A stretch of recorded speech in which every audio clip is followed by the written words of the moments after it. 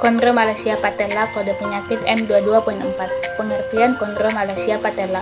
Chondromalacia patella merupakan kondisi di mana tulang rawan di bawah tempurung lutut atau patella melunak dan mengalami cedera. Gejala chondromalacia patella: 1. Bengkak di sekitar lutut. 2. Lutut yang berbunyi ketika digerakkan. 3. Sensasi mengilu atau retak ketika Anda menekuk maupun meluruskan lutut. Yang keempat, nyeri di daerah lutut. Diagnosa chondromalacia patella. Pemeriksaan fisik. Dokter kemudian akan memeriksa lutut untuk mencari tanda pembengkakan atau nyeri. Dokter juga akan mengamati apakah tempurung lutut sejajar dengan tulang paha atau tidak. Pemeriksaan penunjang. Setelah itu, dokter akan melakukan pemeriksaan penunjang untuk mendukung diagnosa, bisa berupa ronsen untuk mendeteksi kerusakan atau tidak sejajarnya tulang, MRI untuk melihat kerusakan pada kartilago, dan pemeriksaan artroskospik untuk mendapatkan gambaran bagian di dalam lutut. Pengobatan chondromalacia patella. 1. Beristirahat merupakan langkah pertama dalam penanganan ini. 2. Memakai obat pereda rasa nyeri seperti obat antiinflamasi non-steroid. Yang ketiga, fisioterapi atau terapi fisik yang berfokus pada penguatan paha depan dan belakang.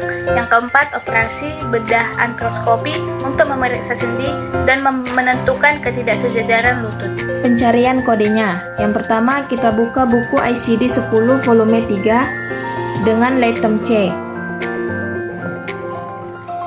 Lalu di sini terdapat chondromalacia patella dengan kode M22.4 di halaman 106. Lalu untuk memastikan penyakitnya, kita buka buku ICD-10 volume 1 dengan kode M22.4. Lalu di sini terdapat chondromalacia patella di halaman 574 dan terbukti bahwa penyakit itu ada. M30 sampai M36 kelainan jaringan ikal sistemik, penyakit autoimun dan kalogen. Systemic lupus erythematosus. Pengertian systemic lupus erythematosus. Systemic lupus erythematosus atau bisa disingkat SLE adalah salah satu jenis penyakit lupus yang menyebabkan peradangan di hampir seluruh organ tubuh seperti sendi, kulit, paru-paru, jantung, pembuluh darah, ginjal, sistem saraf, dan sel-sel darah. SLE adalah jenis lupus yang paling sering dialami orang. Lupus erythematosus gejala merupakan lemas, lesu, dan tidak bertenaga, nyeri sendi dan bengkak atau kakuan, biasanya di tangan, pergelangan tangan, dan mulut.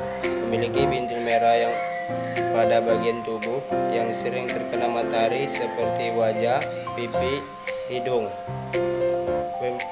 Fenomena paranesis membuat jari perubahan warna dan menjadi rasa sakit, terkena dingin, sakit kepala, rambut rontok, pleuris, radang belaput paru-paru yang dapat membuat pernapasan terasa menyakit, disertai sesak napas. Bila ginjal terkena dapat menyebabkan tekanan darah tinggi dan gagal ginjal. Systemic lupus erythematosus. Diagnosa systemic lupus erythematosus. Dokter dapat membuat diagnosa dari riwayat medis, pemeriksaan fisik, dan pemeriksaan laboratorium. Rontangan juga mungkin dapat dilakukan dokter. Tes laboratorium meliputi laju endapan darah, PSR, jumlah sel darah lengkap, CBC, antibody, anti-serum, HNA, dan urin. Tes HNA menunjukkan sistem kekebalan yang distimulasi. Sementara kebanyakan orang lupus memiliki tes HNA positif. Kebanyakan orang dapat hasil tes HNA positif memiliki penyakit lupus. Jika hasil tes HNA Anda positif, dokter mungkin akan menyarankan Anda melakukan tes aborsi yang lebih spesifik. Dokter mungkin juga akan melakukan tes anti DNA yang lebih spesifik untuk mengenai perkembangan les yang dialami pasien. Dokter mungkin juga akan menyarankan pasiennya melakukan konsultasi ke rheumatologis spesialis sendi dan diagnosis lebih lanjut. Semetik lupus erythematosus.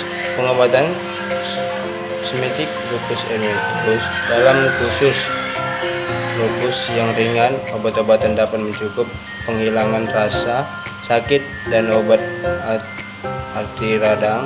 Obat anti radang NSAID sering diberikan pertama kali oleh dokter sebagai pertolongan pertama. Selain itu, dokter juga mungkin merasakan prodisian yang bekerja lebih cepat mengurangi gejala. Jika pengobatan di atas tidak cukup membantu, obat memodifikasi penyakit yang diresepkan dokter mungkin dapat membantu obat tersebut, termasuk hematologi.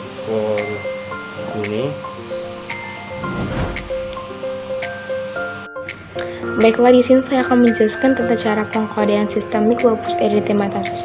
Yang pertama, kita akan membuka di ASCD10 volume 3 untuk mencari kodenya.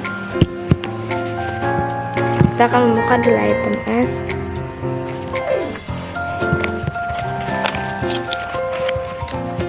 Dan terdapat sistemik lupus erythematosus dengan kode M32.9 halaman 613. Lalu kita akan membuktikannya di ICD-10 volume 1.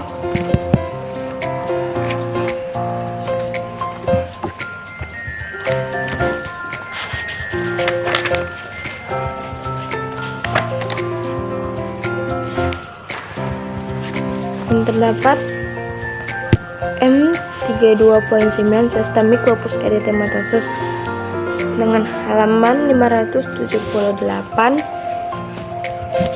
Dan ternyata di sana terdapat di ICD-10.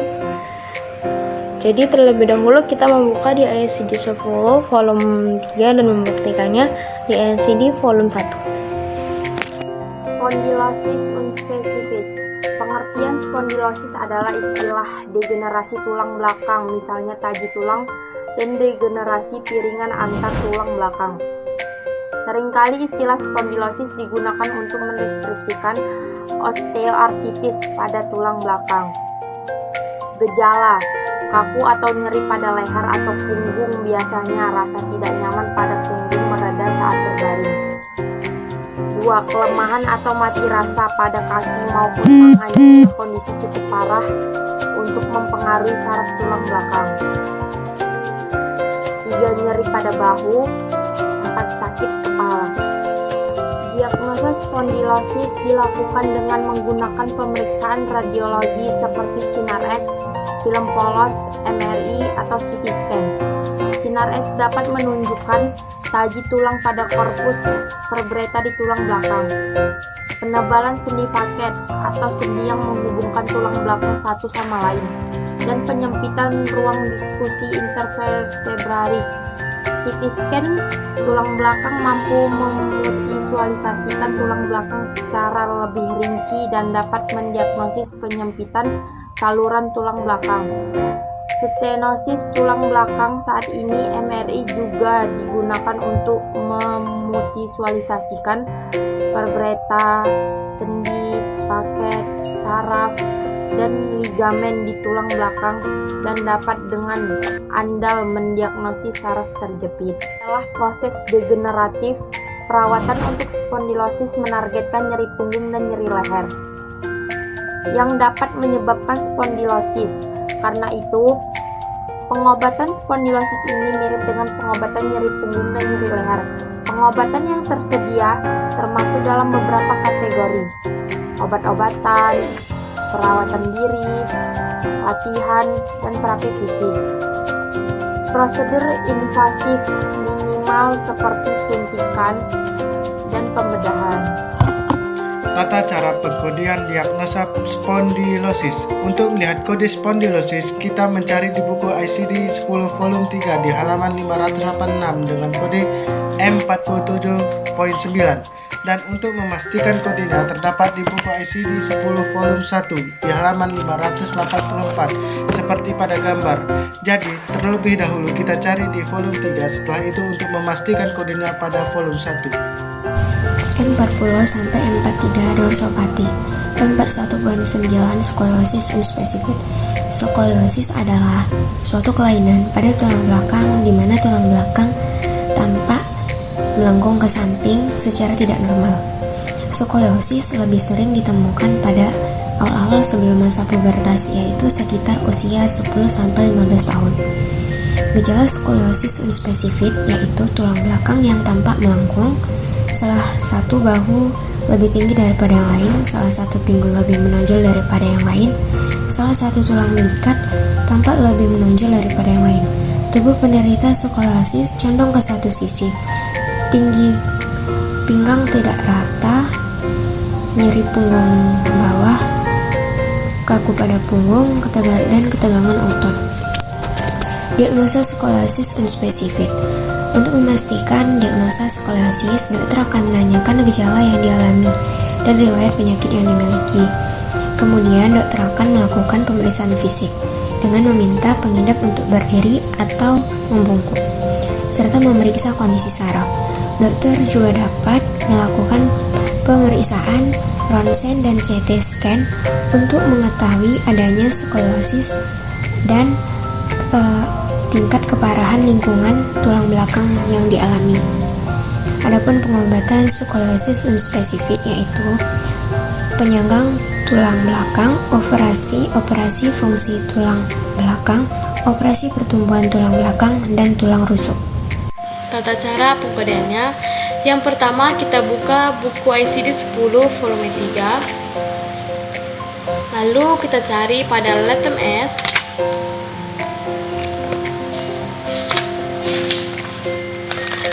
Di sini ditemukan penyakit skoliosis dengan kode M41.9 pada halaman 569.